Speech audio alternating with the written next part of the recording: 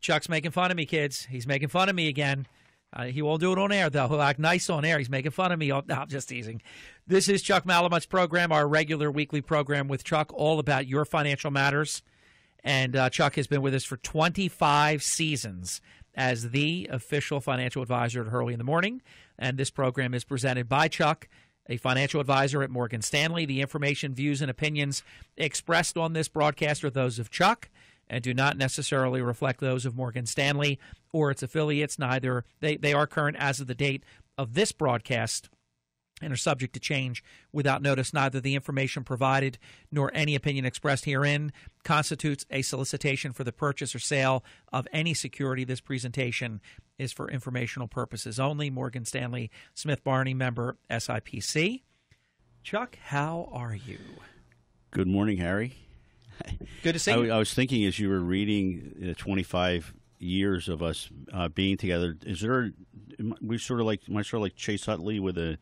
No, I'm going to treat you better. I'm going to treat you better than. How about how great he's playing fantastic, right now? fantastic. See, when you look, if he's healthy, he's still got it. I mean, ever since they said he was not going to be a Philly, he has just been tearing it up. And they are playing him every game now, aren't they? I think they, of what I've watched, I think they rested him the other day. But yeah, he's playing on a daily basis. Now, for those who pay no attention because the Phillies were so disappointing in the first half, they have, I understand, one of the better records of all of baseball in the second half. You know, kiddingly, I said to a few friends, coming off the All-Star break, the Phillies are going to go undefeated for the rest of the season, and they all kind of chuckled, but. You know, the bottom line, going into the Milwaukee series, I think where they got swept, they were the best team in baseball since the All-Star break. Yeah. It's amazing what Mojo does and motivation in any line of work, Harry, whether it's in sports or in business. To be part of the right team. Certainly does wonders, for one's head, so to speak, and when you look at, what goes on in the world, it's critically important that, employers are able to, drive their employees to the point where they get, maximum productivity, and as we look at what's happening, today, for instance, Home Depot. Beat earnings estimates, and Walmart came up short. So, and again, how much of it is driven via reduction of expenses, and how much is it as a result of driving additional revenue? And in the case of Walmart this morning, they disappointed on the top line, and then ultimately their earnings fell a little bit short. So their stock in pre-market is.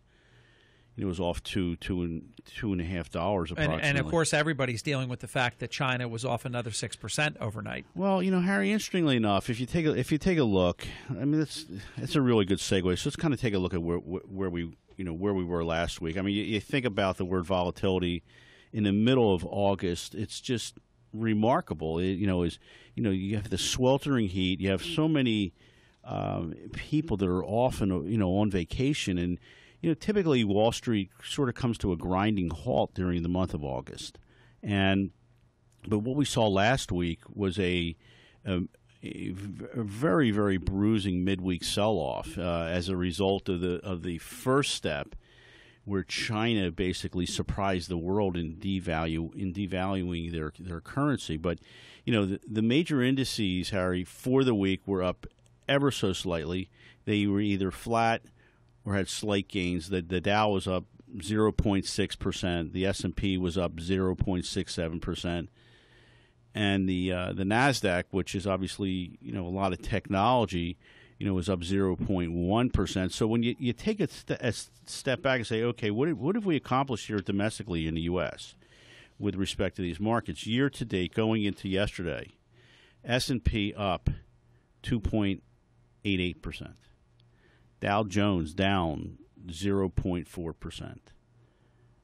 The Russell 1000, which are your smaller and mid caps, we're up anywhere from roughly about 3 to 4%. The international market that we've talked about, ex-China, the MSCI EFA, up 6%. And the emerging markets, which, are a little more aggressive, overseas were down about 7, almost 8%. And then the NASDAQ, as we know, was up almost about 8%. So it has been very, very, very difficult for investors this year. Remember we talked about high single digit, low double digits, and we're running that race, and we're coming around the turn, and we're going to. I don't want to say we're going to run out of time, but we need to get.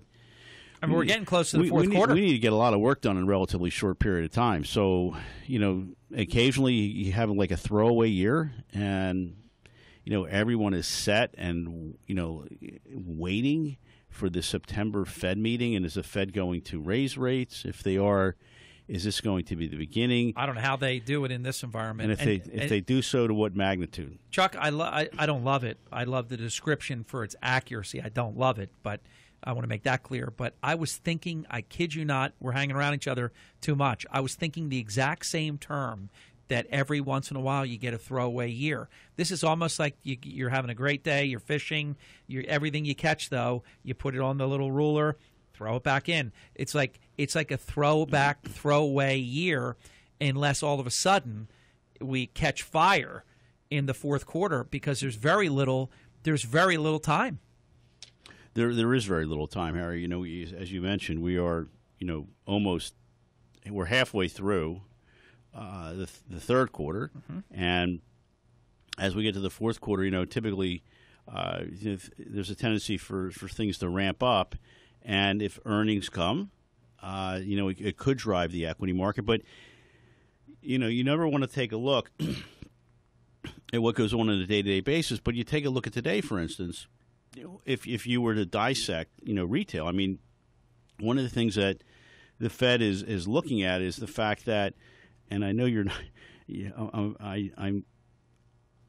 I'm almost not ready to say this, but I will, because I think you're going to jump on me here. But retail sales going into the beginning of this week, in July we're up about 0.6%, and what we saw for May and June, that data was revised upward as well. So, consumer spending, we're thinking those levels are going to probably increase in the months ahead. But then if you take a look, Harriet, again, are you driving? It's like driving a car looking through the rearview mirror 100% of the time. Walmart today, disappointed. Home Depot, exceeded expectations. So you are getting a shift here. When you look at Home Depot, a lot of that is attributable to increased spending for housing. And when you look at Walmart, it's the consumer, sitting back and not spending that tax break that they received in the form of lower oil prices. Yes, that's what I think. I think they're not spending. I think there's a lack of confidence, and I think that hopefully when they look at how we're really doing versus some of the crooked numbers, that just really, it's disappointing to see the level of intellectual dishonesty. I'd be surprised if the Fed in September rose interest rates. But at some point, I think we do agree on this point, don't we, Chuck? You cannot stay in the 0% rate environment till the end of time. You can't say, wow, we have such a bad administration with such failed policies when it comes to the free markets and creating prosperity, that we have to artificially continue to do things that – I mean, can you recall a period of time this long in your entire career that's been like this? No, Harry. It's been, we look back at, several years ago when investors were sitting on the sidelines anticipating that, rates to go higher, and the money, basically sat either in a savings account, a checking account, a money market fund, and the expectation was that the Fed will come in a relatively short period of time and raise rates. And obviously, we don't need to, your listeners are all aware what happened. I mean, they're sitting with money market funds yielding basically zero, what little inflation there is. And that's a whole other discussion with going with China is, with deflation now and sort of, in the headlights. The fact is that the time value of money was lost for all these years with savers, and the fact that if inflation, let's say inflation is 2%, just humor me for a second, and your spending power has eroded by roughly anywhere from 8, 10, 12% over the last 3 to 5 years. I mean, I listened this morning on the way into to you and Mayor Guardian, and the fact of the matter is, I don't care how you look at it, and I'm not blaming anyone for this. It is what it is. You have to roll up your sleeves and figure out how to do more with less. Yes. And unfortunately, corporate America has gone through this several years ago for the most part, and now it's hitting in the face of municipalities, whether it's the city of Atlantic City, whether it's Galway Township, EHT, Atlantic County. I mean, I think you're at the point in time where you got to put a lot of smart people in the room together, and not let them out until we get this worked out. Because if we don't work it out, we're looking at massive county tax increases, all 23 municipalities. Atlantic City would be in a world of hurt from multiple fronts. This all has to get settled. Just like markets don't like uncertainty. Chuck, you talk about that all the time. This level of uncertainty where it's August 18th and the city of Atlantic City does not have an approved 2015 budget. Now, fortunately, there's a good steward. There's an excellent steward who's treating it like he's got a budget and that it's a dramatically reduced budget by tens of millions of dollars. But that's no way to run a business. That's no way to run a city. No. I mean, we're almost in September. And the fact we criticize the government for all these years operating on continuing resolutions because they never introduced a budget. I mean, it's like a mission creep. We see it now playing out in different ways. Either that pilot legislation has to get worked out or something has to be done, because you can't leave casinos hanging out there, because at some point they're going to say, you know what, we're not in favor of this. We're fine. We'll just go with the hand we're dealt with, and they'll all file their appeals, and they'll take Atlantic City to its knees. Not only that, Harry, but you've seen in the local area a lot of obviously bankruptcies, foreclosures, businesses, going out of business per se. You need this stability to be able to get your feet on the ground and start, moving forward instead of backwards. And if any operator was considering, coming to this area, and if they watch from afar as to what is happening, I don't think they would be terribly in favor of wanting to commit their capital. Correct. To this environment. Correct. And we got to get out of that mindset. Brief time out. Trivia question. What is better than one Malamut? Answer, 2 Malamuts. Chuck, I just filled up this morning at my favorite local petro station, and I have this little trick that I do. I fill my tank when I get to half a tank. And so I trick myself that it is more affordable than it otherwise would be by not letting it go all the way down to below a quarter of a tank or eighth of a tank or 16th of a tank or whatever. So that's what I do. So maybe think about the fact that the price of oil is the lowest that it's been in almost 7 years. If there is ever proof to what you've talked about on your show, Chuck, over the years, that the cost of a barrel of oil is not necessarily illustrative of the cost of a gallon of gasoline, Chuck, it is now. Harry, because it should be under $2 a gallon. Well, when you look at it, a year ago, the price of West Texas crude, as it's referred to, WTI, was at over $95 a barrel. Right now, we're at that $41 range. So that has been cut by more than 50%. The price at the pump, unleaded gas national average, not South Jersey, but national average, is currently at 2.63. We were at 3.51, so that represents about a 25 to 27, 30% reduction. So your point is well taken. You do see when you get these huge drops in West Texas that there is some correlation at the pump, but it doesn't happen as quickly as you would expect.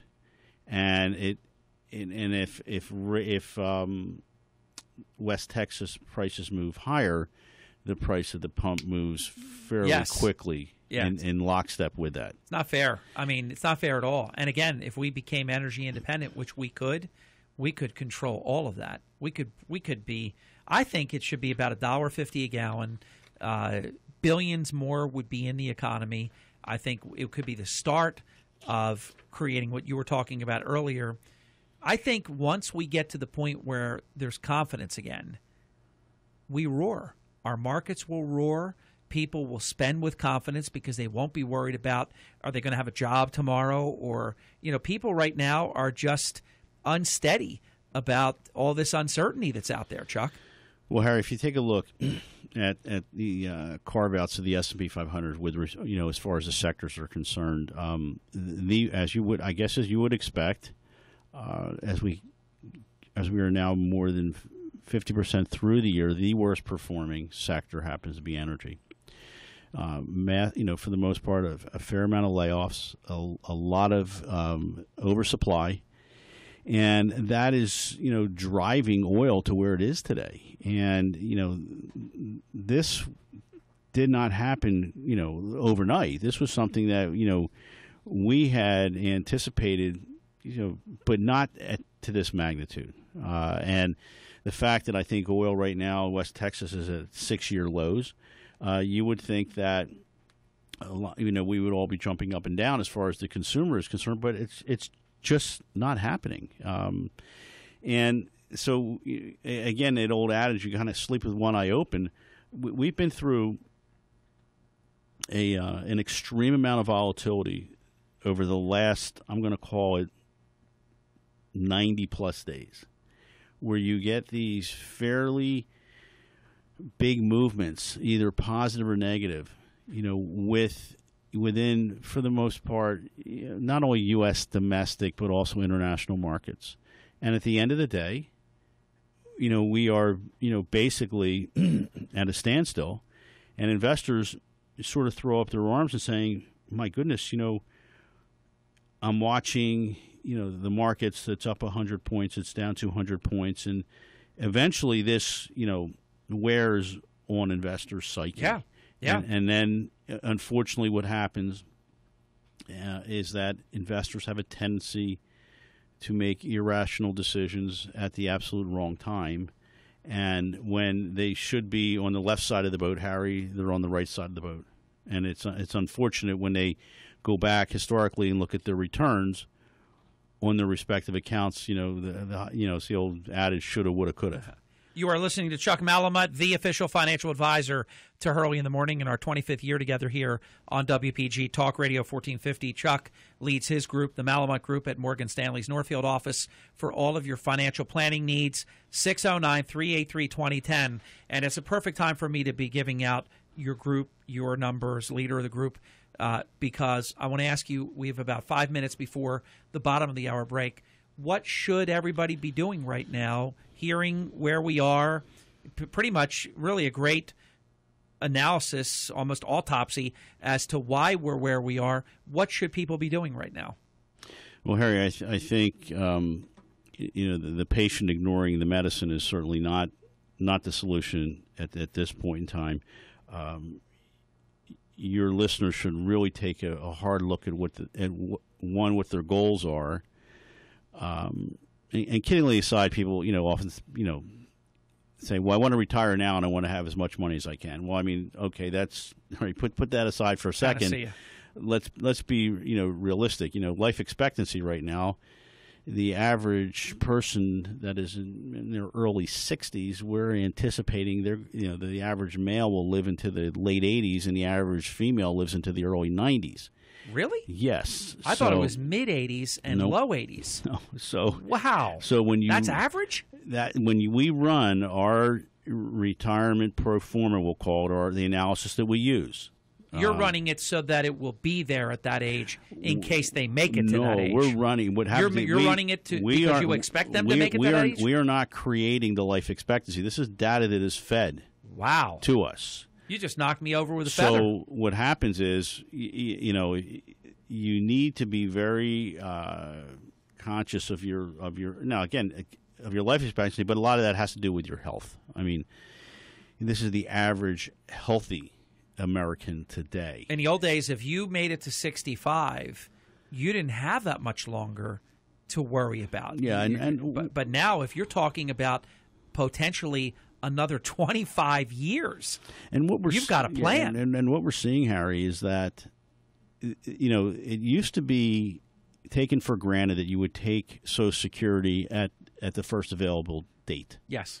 And what we're seeing now is that, you know, the person that's now 60, 61, their full retirement age by government standards is age 67.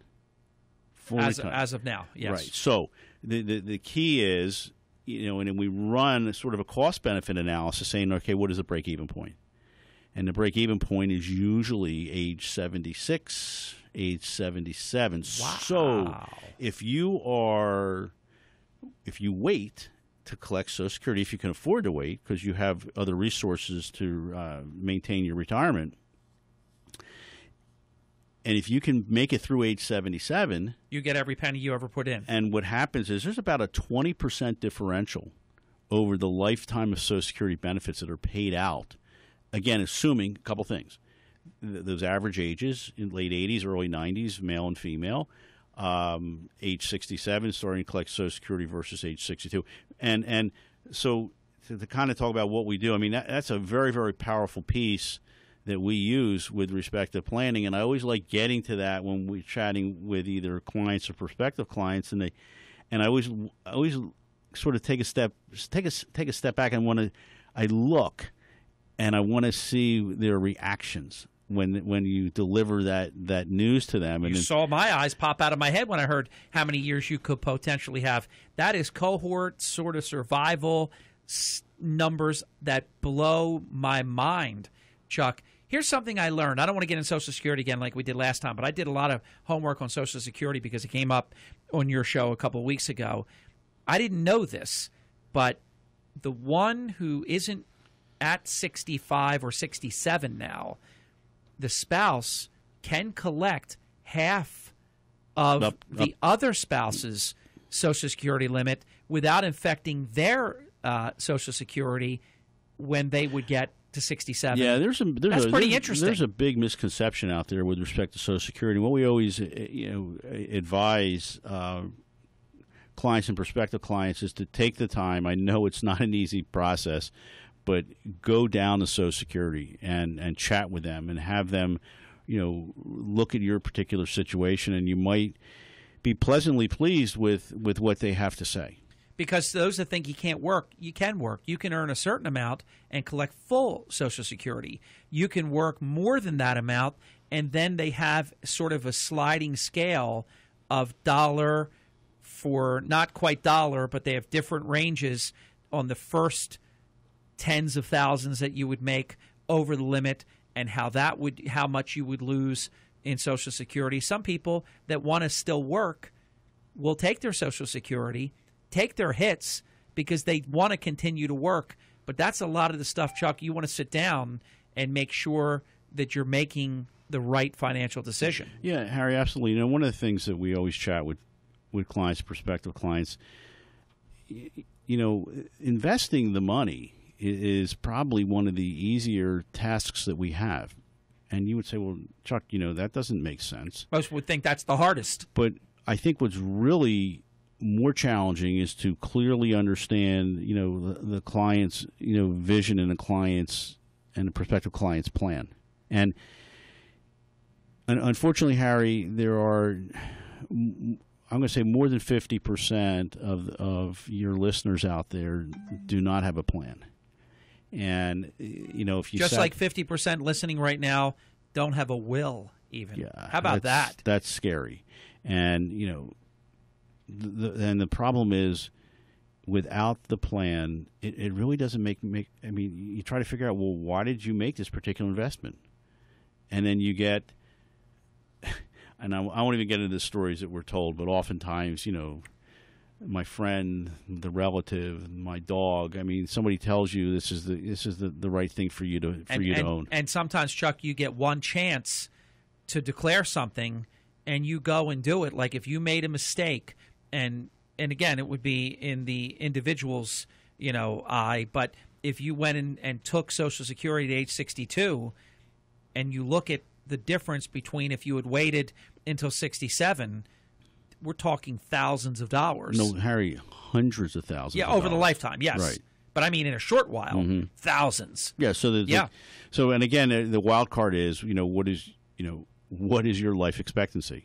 Now, if you had that answer, this would be a very, very easy calculation for all of us. Like my father paid into Social Security, Chuck, for 51 years, from age 14 to age 65. And he died at 65. Well, Harry, my father died at age 55. Yeah. And he never had an opportunity to collect any Social Security and paid into Both it our dads. For his lifetime as well. So yeah. So it is very interesting.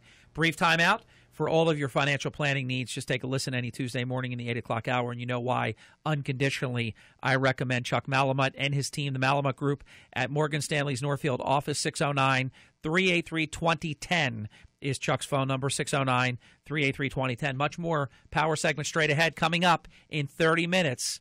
Roger J. Stone Jr. unplugged on Trump NATO.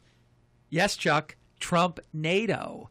Who would have ever believed, think about this, who would have ever believed on August 18th that Donald Trump, my former boss, would be lapping the field for President of the United States in a 17-person field.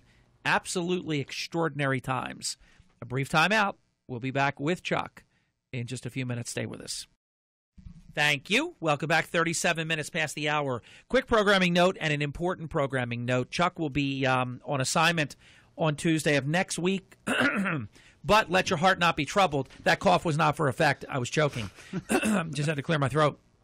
But let your heart not be troubled, because Wednesday, special time, but still the same Chuck, 7:30 to 8:30, right before the Novelli Team of Realty, Chuck Malamut, next week on Wednesday. And we'll tell you about it on Monday and Tuesday, just so everybody can be straight that Chuck will be doing a different day than usual. And I'm glad we're not going to miss your show. Yeah, Harry, thanks for working with us to make that change. We're a team.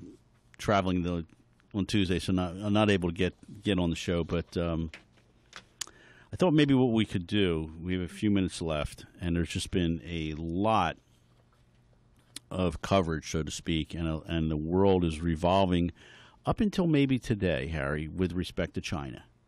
If you take a look at the Shanghai going into the weekend, year to date, that market was the best performing market, up almost 21%. Yesterday, or last night when we were sleeping, that particular market was off over 6%. Huge move. And it was attributed to a couple different things. One, if you take a look at what happened last week, in the middle of the week, we were pretty much all caught by surprise when China, and the government came in and devalued their currency. And we ended up with a pretty broad risk-off move, so to speak, where investors ended up leaving equities, not only international but also domestic, and they sort of ran to fixed income and went to the sidelines for the most part. Bond yields ended up declining, equity prices declined, and credit spreads ended up widening. Now, as we know, and we always kind of chat about this. Well, what's wrong with 7% growth? But Chinese economic growth, has been slowing, for quite some time. Aren't there even a lot of suspicions, because they're not really honest, that it's probably not even true? I think you have to be a little suspicious at times. Even if it's not formally baked in, I think it's an intangible not considered. Yeah, and I think that if you look at what's happening here, that the Chinese corporate profits are down. That country is not growing as quickly as officially is being reported, as you just sort of intimated. Yeah. Consumer spending is slowing. Excess inventories are building. and what is happening now, China's experienced net capital outflows. So the devaluation is the latest evidence that growth is weakening. So the currency was devalued, I believe, it was 2 days in a row, and then actually they tried to set it this morning. We were sleeping, and it was devalued again. So you've had some major issues. You had that unfortunately major calamity in Thailand with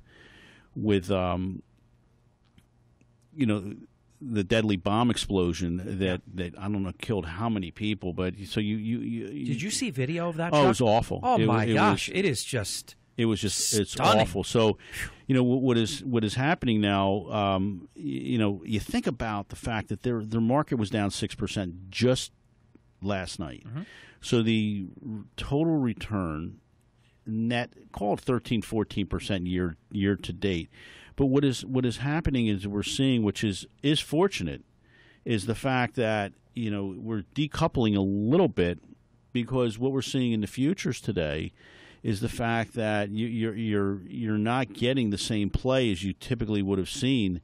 That sort of a worldwide contagion where you kind of roll from one part of the world to the next and ultimately to the U.S. Now, we set up China pretty well going into last night, because you think about, we started the day yesterday down 150, 170 points, I believe. Had a pretty remarkable turnaround up about 70 in the Dow. So it looks like, maybe we kind of worked through a lot of those issues, at least on a short-term basis. So it'll be interesting to see, what happens as we get through today, so to speak. But I was pretty encouraged as I woke up this morning. I mean, first thing I see is Shanghai down 6, and then I see the U.S. equities. Were for the most part. I mean, they were down, but they were firm. And so I'm not unhappy with that. Chuck, how does a tighter monetary policy affect the S&P 500, for example? Just generally speaking, I know that you speak in general terms and not about any one thing, but does it sort of take a little bit of the steam away? I mean, how does that? I think everyone is expecting this to happen. And, companies and corporations have all built into their pro formas the fact that we're going to end up with a rate increase. And someday. One, two, the question is, well, there's a couple questions. One, when does it start? 3 questions. When does it start? When does it end? And what is the differential in rates from where we are now to where it's finished? I mean, that seems like a lot of open-ended questions, but investors need to make decisions based upon what the Fed's actions could be. I mean, if you remember when Alan Greenspan was running the Fed, mm-hmm. and typically every time the Fed met, there was a period of maybe 2 to 3 years out there where every meeting the Fed came in and they raised rates 25 basis points, on occasion 50 basis points. It was kind of looking, if you look at a chart, it's kind of looking like a staircase, a line up and a line across. So, if I remember, it was right into the run-up to the 1992 election, if I'm not mistaken. And I remember being on air saying, this looks like a setup, like he's intentionally raising interest rates for political purposes. It's interesting about Alan Greenspan. Never, and maybe part of it was, married to Andrea Mitchell, and she was at the time, she's not now, but she was an A-lister sort of in the media. He got the most amazing publicity. He got incredible for coverage. Someone who I don't think deserved it. I mean, I have to say Bernanke outclasses Alan Greenspan. I didn't expect this. I think Janet Yellen outclasses Greenspan, but his media, his PR, the national media, adored any move that he ever made, Chuck. Absolutely, great PR. Harry. I mean, I think your analysis is correct. We all loved Alan Greenspan when he was the Fed president. Now, as we go back and rewrite the history book, so to speak, it was all overstated. Yeah, he wasn't. He did a lot wrong. I don't think everyone seems to think he wasn't as good as everybody thought he was. Exactly. That's how I always felt. I think Bernanke had a very, very, he came in at a very, very difficult time, and I think almost impossible. Mastered us all through some very, very challenging situations, and underappreciated, I think, in terms like if you even this many years later and whole new generations that have come of age that don't remember Alan Greenspan, if you just polled who was a better Fed chairman, who do you remember as a better Fed chairman, Alan Greenspan or Ben Bernanke? Greenspan would trounce him. Probably by 3-1. Yes. And the one would be because there would be all kinds of millennials. Alan who? They won't know who he is. But other than that, and it's all perception. It's kind of like baseball. Sometimes you see like a Hall of Famer and you look at the stats and you say, this is crazy. How's this person in? Some people get more credit than their actual record deserves. And speaking of the Fed, so now we're all sitting back and we're waiting for the September meeting. And because you have conflicting. I don't think anything's going to happen in September, Chuck. I've been saying that. Literally, as we were on this morning, U.S. housing starts were announced, and they're approaching an 8-year high. So I think good. And I think what happens is because we are so tuned into what happens here with our local economy, we kind of lose sight of what goes on outside. Keep in mind, though, Chuck, housing starts are at whatever you just said, a 6-year high or whatever it is. But also, too, we have the lowest home ownership participation since the 1960s. We do. So millennials are starting to buy. And it all goes back to, and again, we're out of time today, but for the life of me, we really need to fix, Harry, what is happening with our workforce. Guys like you and me and, our colleagues are working, longer than what I think everyone had anticipated. Well, they're counting on us too, Chuck. There's a whole generation counting on us too. We're carrying a lot of load on our back, so to speak, and that is not helping. Obviously, these college graduates. But I won't even, Harry. I won't even get into that discussion today because I had an opportunity to chat with a few younger people most recently, and just the way they approach things is just totally different than I think what we are accustomed to. And I think, I hate to say it, Harry, but I think we're getting old. Ooh. I think that I'm not suggesting that life is passing us by. No. But the world is a lot different now than it was, as we work through it. And there's no doubt about it. And I was telling a friend just the other day about our experiences when we had the opportunity to work in the casino business and how much it taught us at a very, very young age.